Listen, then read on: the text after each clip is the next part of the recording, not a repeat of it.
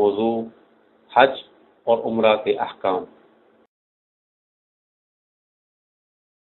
حج لغت میں ارادہ اور متوجہ ہونے کو کہتے ہیں، اور حج شریعت کی اصطلاح میں مخصوص عبادات کی ادائیگی کے لیے معین وقت میں مکہ مکرمہ کا قصد اور ارادہ کرنے کو کہتے ہیں۔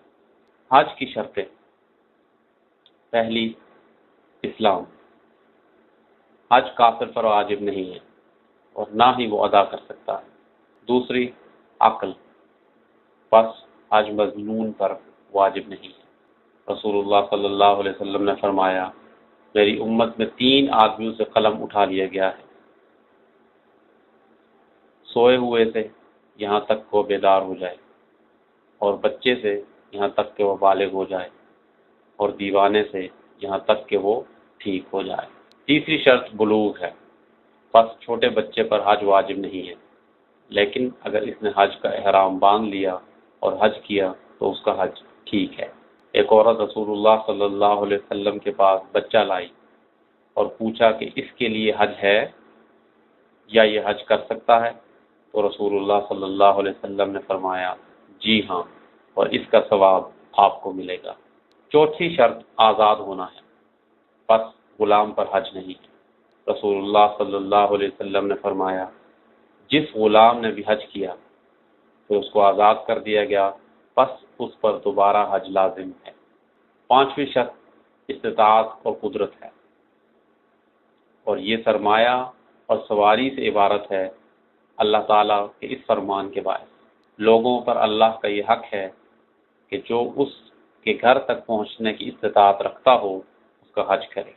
عورت کے لیے محرم کا ہونا: عبداللہ ابن عباس رضی اللہ عنہ فرماتے ہیں، میں نے رسول اللہ صلی اللہ علیہ وسلم سے خطبے میں فرماتے ہوئے سنا، اور عورت سفر نہ کرے مگر محرم کے ساتھ۔ یہ سنتے ہی ایک آدمی کھڑا ہوا اور کہا، اے اللہ کے رسول، میری بیوی حج کے ارادے سے گھر سے نکلی ہے اور میرا نام ایک غزوے میں لکھا جا چکا ہے۔ بس رسول اللہ صلی اللہ علیہ وسلم نے فرمایا، جائیے اور اپنی بیوی کے ساتھ حج کریں۔ حج میں نیابت کا بیان: جو آدمی بڑھاپے، بیماری، جس سے شفا ممکن نہ ہو، یا جس میں ایسی کمزوری کہ جس کی وجہ سے سواری نہ کر سکتا ہو، حج اور عمرہ کرنے سے عاجز آ گیا ہو، تو اس پر لازم ہے کہ وہ اپنا نائب مقرر کرے جو اس کی طرف سے حج کرے اور عمرہ ادا کرے، اور یہ اس کی طرف سے کافی ہو جائے گا، یہاں تک کہ اگر وہ اپنے نائب کے احرام باندھنے کے بعد بیماری سے ٹھیک بھی ہو گیا ہو۔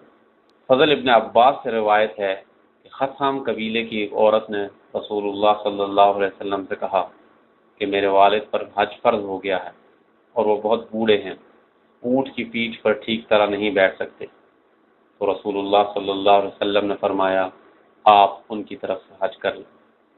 جو آدمی حج میں کسی اور کا نائب ہو اس کے لیے 2 شرطیں ہیں۔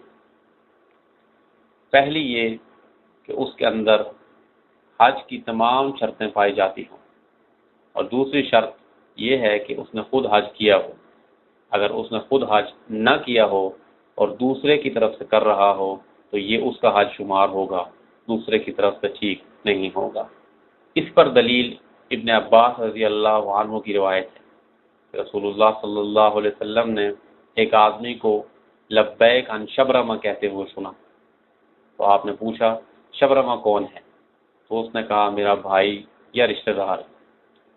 تو رسول اللہ صلی اللہ علیہ وسلم نے پوچھا، آپ نے خود حج کیا ہے؟ تو اس آدمی نے کہا، نہیں۔ تو رسول اللہ صلی اللہ علیہ وسلم نے فرمایا، پہلے اپنا حج کرو پھر شبرمہ کی طرف سے حج ادا کرو۔ عمرہ زندگی میں ایک دفعہ حج کی طرح واجب ہے۔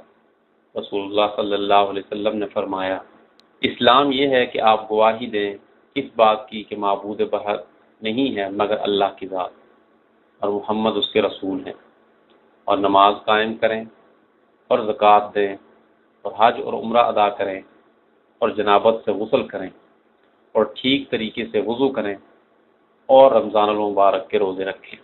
رسول اللہ صلی اللہ علیہ وسلم نے فرمایا، ایک عمرہ دوسرے عمرے تک کا کفارہ ہے، اور وہ حج جو تمام شرائط کے ساتھ ادا کیا گیا ہو اس کی جزا نہیں ہے مگر جنت۔